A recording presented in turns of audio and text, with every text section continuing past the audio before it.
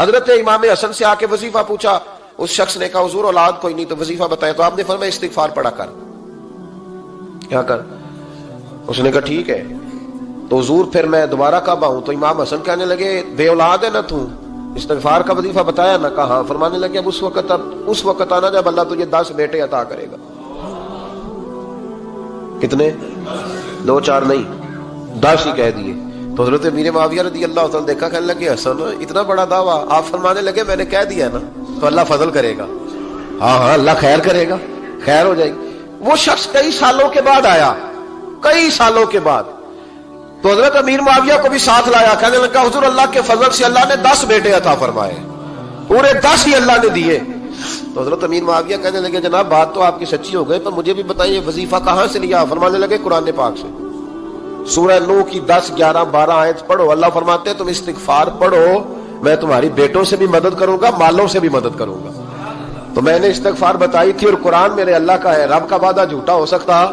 فرمایا 10 بیٹے ملنے تھے، میں نے کہہ جو دیا تھا۔ اور میرے بھائیوں یاد رکھیں، استغفار اللہ کی رحمت نازل کر۔ ایک ہوتا ہے خوف، ایک ہوتی ہے خشیت۔ خوف والے لوگ توبہ کرتے ہیں، خشیت والے استغفار کرتے ہیں۔ ایک ہوتا ہے خوف، ایک ہوتی ہے خشیت والے استغفار کرتے ہیں۔ نبی کریم علیہ السلام نے فرمایا میں دن میں 100 مرتبہ استغفار کرتا ہوں، دن میں۔ توبہ والا کہتا ہے کہ میں بھول گیا تھا، مجھے معافی مل جائے، اور خشیت والا کہتا ہے میرا یار ناراض نہ ہو جائے، وہ استغفار ہی کرتا رہتا ہے، وہ معافی مانگ۔ حضرت رومی نے مثال دی ہے، فرماتے ایک عورت تھی تو بھیک مانگا کرتی تھی، ایک دن بادشاہ کے دروازے پہ بھیک مانگنے گئی تو بادشاہ کو پسند آ گئی، اس نے نکاح کر لیا۔ 20 کنیزائیں اس بی بی کے پاس تھی خدمت کرنے کے لیے، روٹی دینے کے لیے، کپڑا دینے کے لیے، لیکن وہ ہر وقت روتی رہتی تھی، ہر وقت روتی۔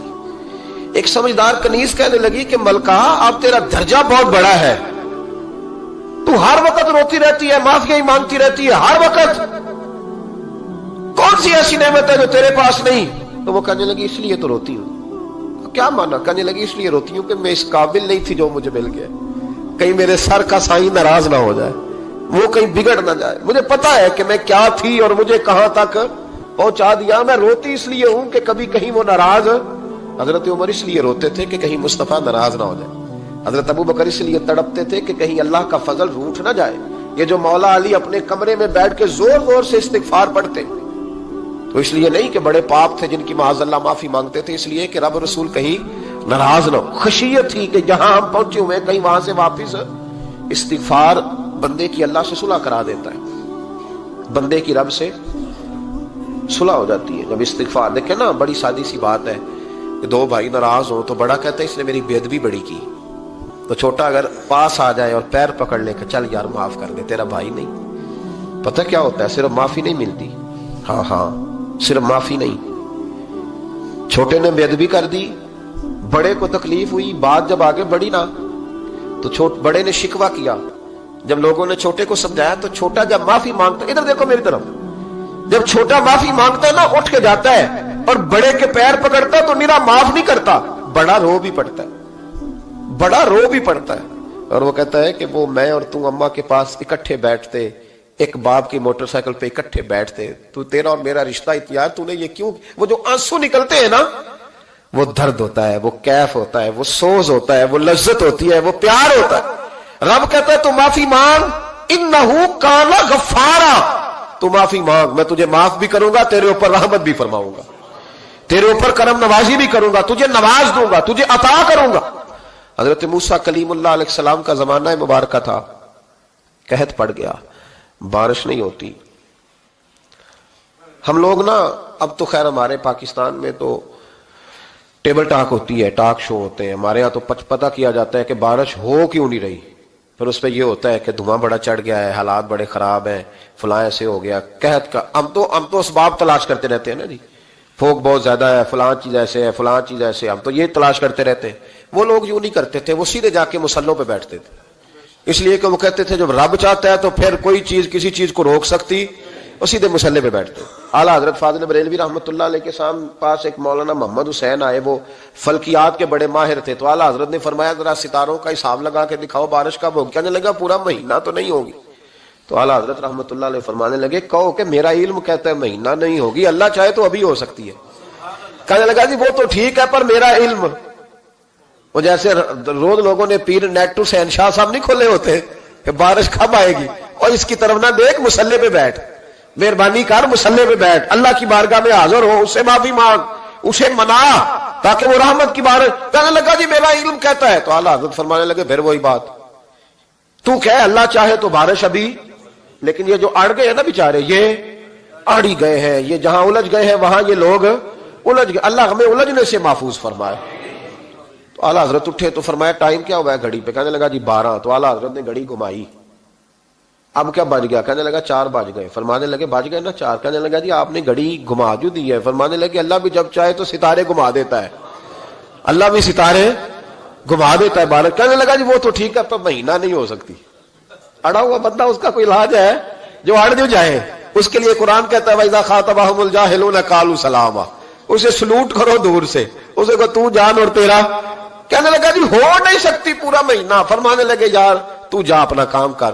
وہ شخص کہتا ہے میں نے دروازہ کھولا اعلیٰ حضرت کا، کمرے سے باہر نکلا تو تیز بارش ہو رہی، واپس آیا تو میں نے کہا احمد رضا یہ عقیدہ کہاں سے لیا ہے؟ فرمایا دروازہ مصطفیٰ سے لیا ہے صلی اللہ علیہ وسلم۔ تو یاد رکھیں کہ اللہ کو منانا چاہیے، استغفار کرنا چاہیے، اس کی برکات۔ حضرت موسیٰ ساری قوم کو لے کے نکل گئے۔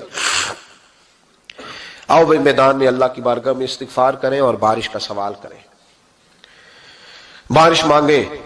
جب باہر نکلے دیر تک دعائیں ہوتی رہیں تو حضرت موسیٰ علیہ السلام کو رب کریم نے وحی فرمائی کہ موسیٰ آپ کی قوم میں نے ایک شخص ہے جس کو 40 سال ہو گئے نافرمانی کرتے، اس نے رب سے صلح نہیں کی۔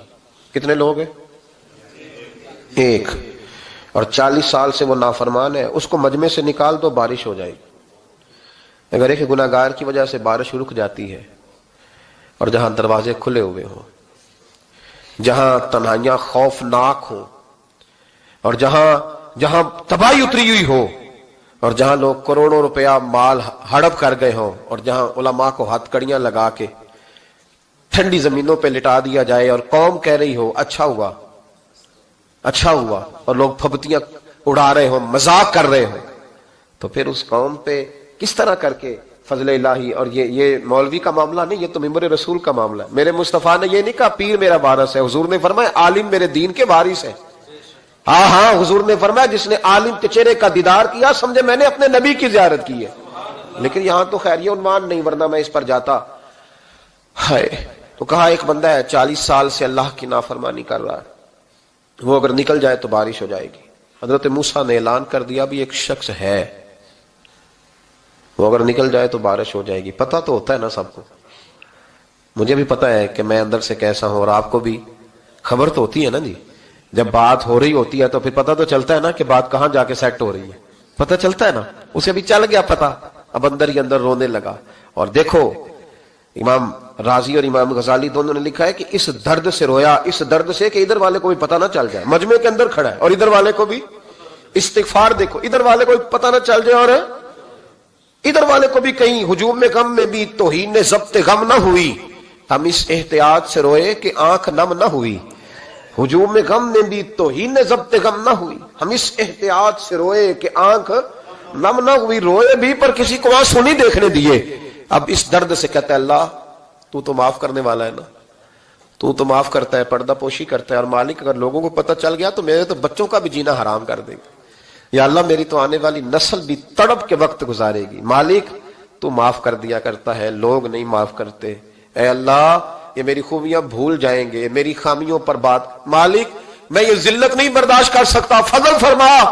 حضرت موسیٰ نے دوبارہ اعلان کیا نکلتے ہو کہ نہیں نکلتے؟ پھر تڑپا خدا بندہ مجھے بے آبرو نہ کر، یہ ذلت اور رسوائیاں یہ نہیں برداشت ہوتی، اللہ درگزر۔ حضرت موسیٰ نے تیسرا اعلان کیا نکلتا ہے یا میں پھر اس کا نام لوں، اللہ سے پوچھ کے نام لوں اس کا، بتاؤ کون ہے؟ اب تو تڑپ گیا، کہنے لگا مالک میں تیری بارگاہ میں استغفار کرتا ہوں، آئندہ نہیں کرتا، آئندہ نہیں کرتا۔ یہ لفظ ادا کیے، بندہ کوئی بھی نہیں نکلا، رب کریم نے بارش عطا کر دی، تیز بارش جب برسی نا، تیز بارش، لوگ تو نہیں دیکھ کے دوڑ گئے۔ تو حضرت موسیٰ کہنے لگا یا اللہ مجھے بھی تو بتا، تو نے کہا تھا کہ جب تک بندہ نہیں نکلتا بارش نہیں ہوگی، تو نکلا کوئی بھی نہیں، بارش ہو گئی، ماجرا کیا ہے؟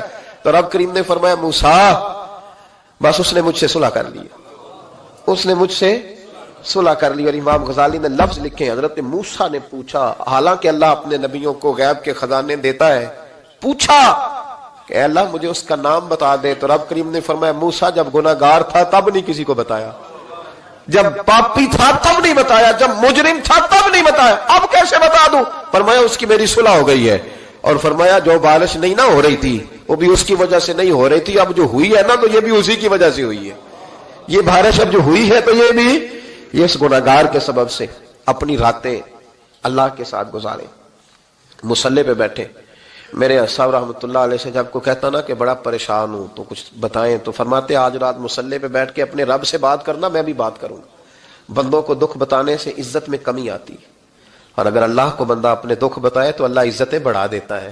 ترمذی شریف کی حدیث ہے، نبی پاک علیہ السلام نے فرمایا اگر تو دنیا داروں کو دکھ بتائے گا تو اللہ تجھے غنی نہیں کرے گا، اور اگر تو اپنے رب کو بتائے گا تو اللہ بڑی جلدی تجھے دنیا سے بے نیاز کر دے گا، تجھے لوگوں کی ضرورت نہیں رہے گی۔ استغفار کریں، کثرت سے کریں، ذوق سے کریں، مصلی آباد رکھیں، ہر شے دیکھو نا، جس طرح کھانے کی میز آباد رہتی ہے، بستر آباد رہتا ہے، ہمارے دیگر معاملات، اگر مصلی نہ آباد رہے تو روح بے چین رہتی ہے، طبیعت بے قرار رہتی ہے۔ انسان میں نے دیکھا ہے بڑے بڑے سمجھدار لوگ پاگلوں جیسی زندگی گزار رہے ہیں، بولتے جا رہے ہیں، بولتے جا رہے ہیں، بولتے جا رہے ہیں، ایسے کسی کو کوئی خبر کہ 6 فون اٹھائے ہوئے ہیں، ایسے جیسے ڈسٹرب ہو گئے مینٹلی طور پر۔ وجہ کیا ہے کہ ان سے جان نہیں چھڑاتے۔ کبھی سارے موبائل بند کر کے نا، سارے بچے ہر چیز سائڈ پہ کر کے مصلی پہ بھی آنا چاہیے، اور مالک تو بڑا ہی کریم ہے، اللہ تو بڑے کنز المال کی حدیث سنا کے بعد سمیٹتا ہوں۔